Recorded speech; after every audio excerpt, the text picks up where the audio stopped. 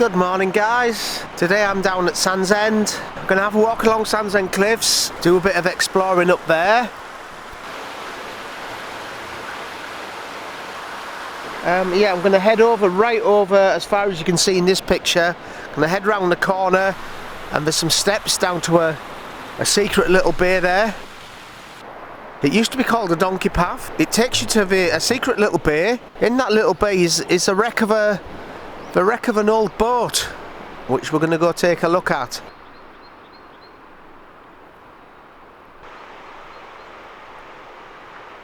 Well, that's the uphill bit done. Just a few steps there out of the car park.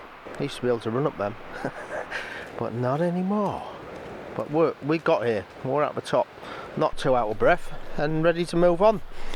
The footpath, as you can see, footpath isn't too bad, and the beauty of it is once you're up here it's mostly on the flat, unless you go off track a bit, but that's a different matter. Yeah, the footpath's mostly on the flat now, so it's an enjoyable walk. As you walk along you can see these little footpaths that go off up into the woods on the side of the footpath, and quite often see people wild camping up there. I've often walked along and seen a tent or a bivvy and maybe a little fire going.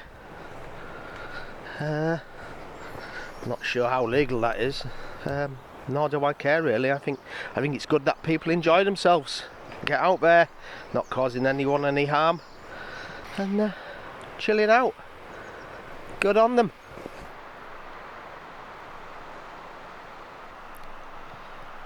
So yeah, that's Whitby up there in the distance. I think it's 2 or 3 miles up there. You get a fantastic view from here.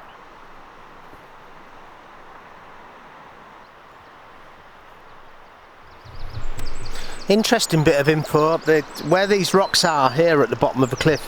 It's an area that the locals call shot stones, and somewhere here amongst all this undergrowth is a way down to the bottom. It's not easy to find, and it's not easy to get down, and if you don't know what you're doing you really shouldn't go down there, but it's a way down that the surfers and the anglers use. The winter cod anglers fish a lot at the bottom of here, and the surfers, when the weather's right, they take a shortcut to here to get out behind the surf. Like I say, you're risking your neck and unless you really know what you're doing, don't bother. So look, here's a strange one. Right at the side of the footpath is this apple tree, and it's adapted to its environment. It's never gone up high, it's really low, but look at all that blossom. Just think of how many apples there'll be on there at the end of the year. I know a couple of friends who say they come up here and get a few and say they taste absolutely fantastic. And I've seen stacks of wildlife in there. Once I went in and there was mother and 2 baby deer just walking about in the wood in front of me. That was a fantastic scene. Well, wouldn't it be great if you could see something like that again?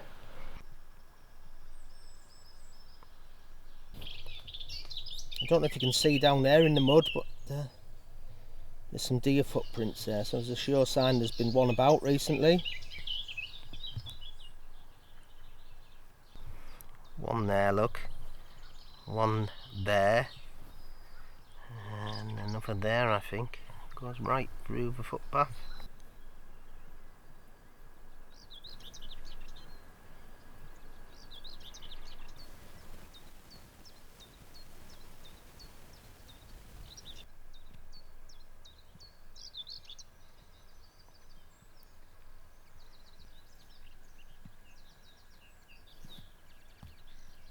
Well, sadly I don't see anything in there. I don't even see any frog spawn or anything, which is weird. There always used to be a lot.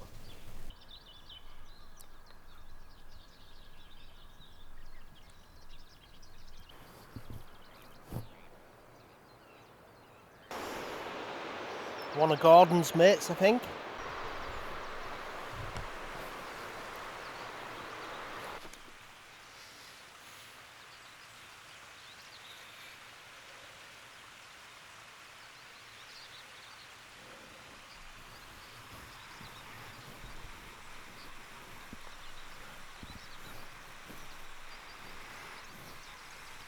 So in this quarry here, I quite often see a couple of buzzards right up in the back corner.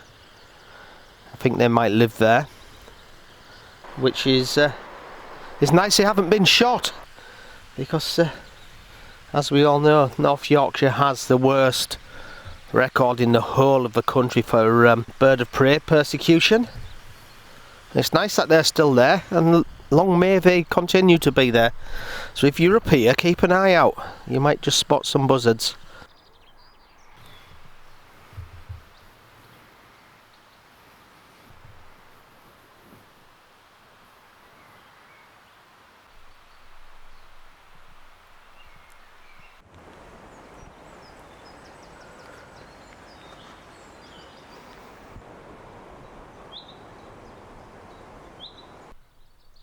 There he goes.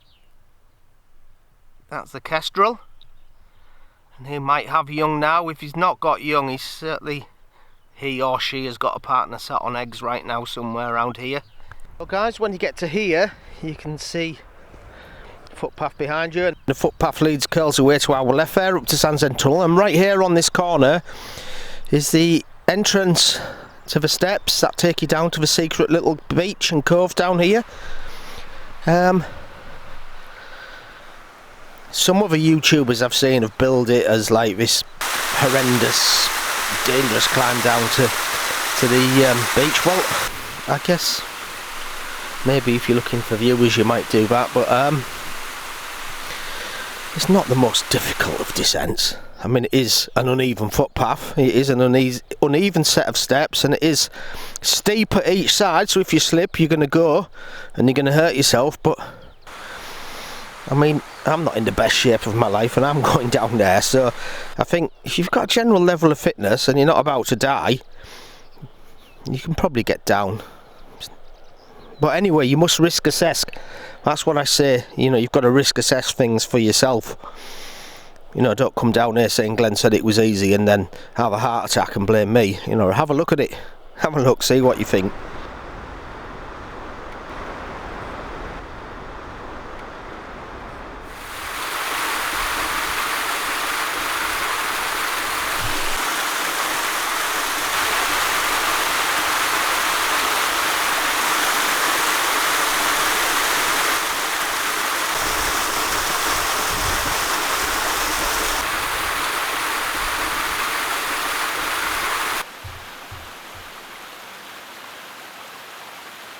I've done a lot of fishing down here over the years in winter, and one of the things here, exactly where I'm stood here at the bottom of the steps, when there's a big winter storm rolling in and it's high tide, the rumble from all these huge rocks and cobbles at the side of me as they get moved about by the sea, and I think it's like a natural echo chamber in here as well.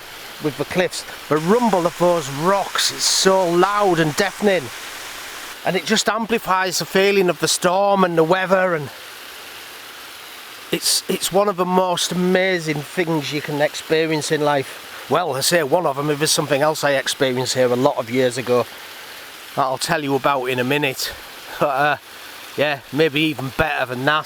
So I mentioned the local fossilers and jet collectors, and you may wonder why this area is so special to them. Well, what I got told, this is one of only a couple of places on the whole coast where the jet rock, the actual rock that holds Whitby Jet, is at ground level or not far above your head. So this is like one of only a handful of places where you can actually find jet in the scars and under the rocks. And as this sand and as the rocks moves about, it exposes more seams of jet. This whole area is good for finding jet in the scars and in the cliffside, which is why I think some people want them steps cut out.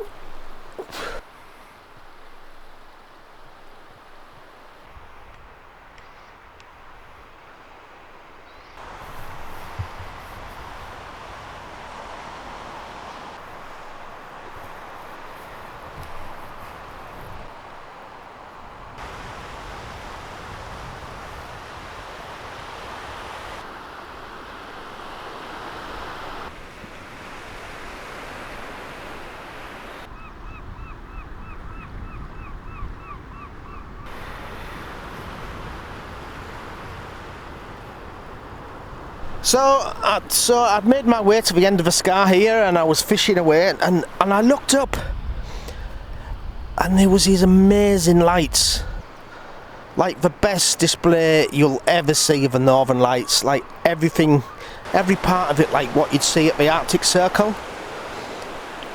And there was every colour you could imagine, and rolling, it was like a rolling mist and a fog, and it came down and moved about. It was absolutely awesome, and it even went into the sky behind me. It was the lights, the aurora that day was that close that it was directly above and even behind into the southern sky, which was mad. And I sat for, well, what I did was I actually wound in my fishing rod, stopped fishing, and just sat on the scar for maybe an hour, 2 hours, and watched this display of the Northern Lights. It was like nothing you would ever see. And that, I think, for all those people who say you can't see the Northern Lights in Britain and you can only see them because your camera picks them up, well, that's not true. You can see them, and you can see them as good as you see them up in the Arctic. It's rare. That was back in, I think the year was 2000. It was a bloody long time ago now, but it did happen. And it was truly amazing. So over the years, whilst fishing and walking and fossiling, you know, we've had experiences that most people could only dream of, and that's another one of them. I'm just pleased I'm able to share it with you. I wish you'd have been there to see it.